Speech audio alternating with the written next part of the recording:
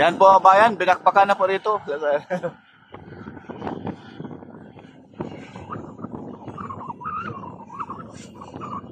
Dalawang bundok na lang. Tapos ng napakalaking challenge. Itong bundok na ito mga bayan, hindi gaano kalaki at hindi gaano katarik, no? Ang pinakatarik yung doon sa dito, oh. Dito po mga bayan, ipakita ko sa inyo. Yung doon. Yan po yung kung saan tayo galing kanina. Yung may tulay na rin doon, may mga poste na rin na nailagay. Yun po ang napakalaking challenge doon. Malaking bundok, matarik. Kaya pagkatapos niyan ay tapos na hanggang Chaong na po ito. Wala nang bundok. Talagang patag na po. At itong bundok nito sa gilid, napaganda tingnan mga bayan.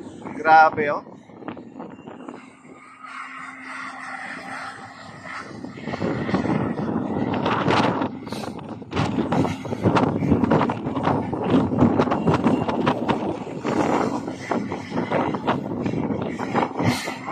Kinaspasan na ngayon dito mga bayan pag trabaho.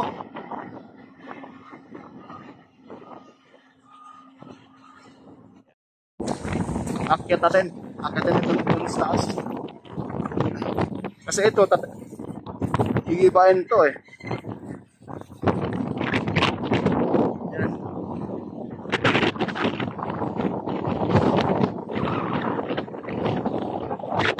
Itong lupa ito, nagaling sa baba. Ayan, gano'n sila.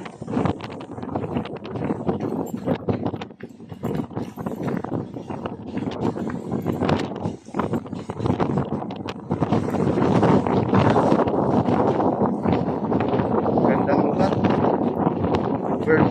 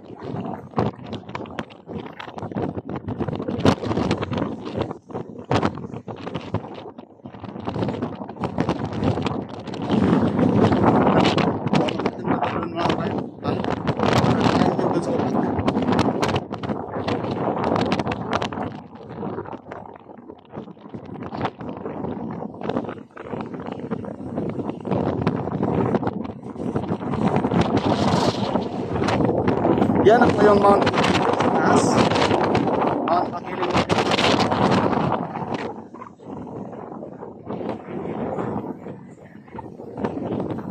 Ito yung alignment doon sa kabilang bundok. Pagkatapos nito, lagi ko mapilisan itong mga bayan dahil wala namang bato. Puro lupa, oh. Ang ganda ng lupa, oh.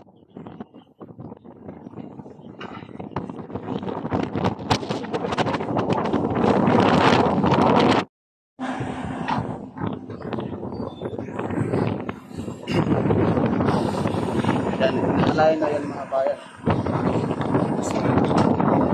Pinapagkas na balik dito.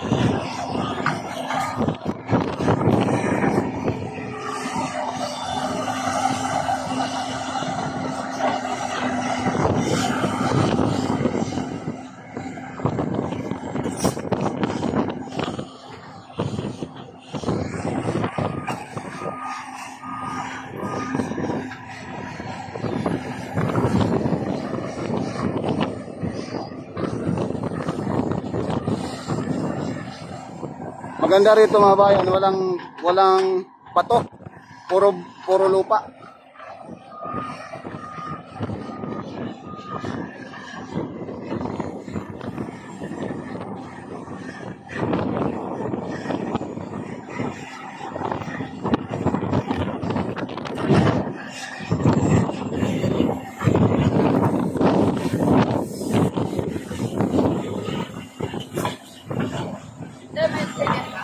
Opo, mayroon.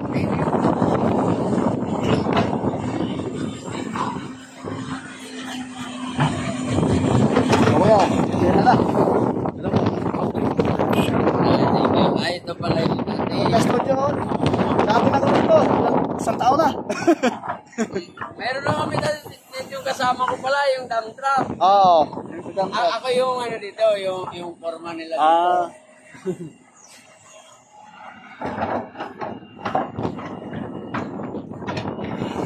Ikaw yung taga-Pantula sa akin. Ako, yan ako. Ang area na to, hawak ko simula sa Gigi. Ah, wow. Ano yung barangay doon sa Santa Fe kuya? Yung interchange mo? Ano yung barangay doon? Nakalimutan ko na yun. Ito? Santa Fe doon sa ano? Malapit sa yung Santa Fe interchange? Oo. Opo. Hindi ko matandaan na. Malapad doon, maano kasi? Matapos na po yun na. Oo, tapos na doon. Medyo ano na. Yan o. Grabe, ang laki.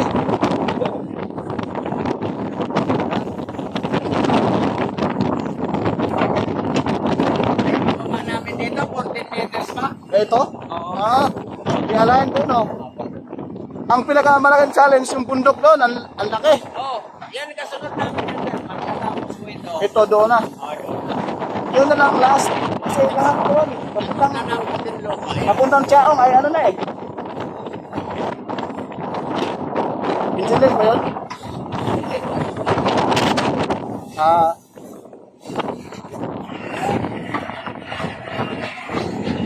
Yan yung baba dyan mga bayan. Yan ay papaklasin. Ayan na po yung syudad ng Santo Tomas. Yan. Ayan po yung South Luzon Expressway TR3. Ayan po, sa dulo mga bayan. At mabubusog ka rito sa mga tanawin. Kapag ito'y matapos na, ayan o, napakagandang view. Grabe. Yan na po yung syudad ng Santo Tomas City, Batangas. Kaya, chill lang kayo. Alam ko mga bayan ay maraming excited pag ito'y matapos. Magandang puspusan na ang paggawa rito.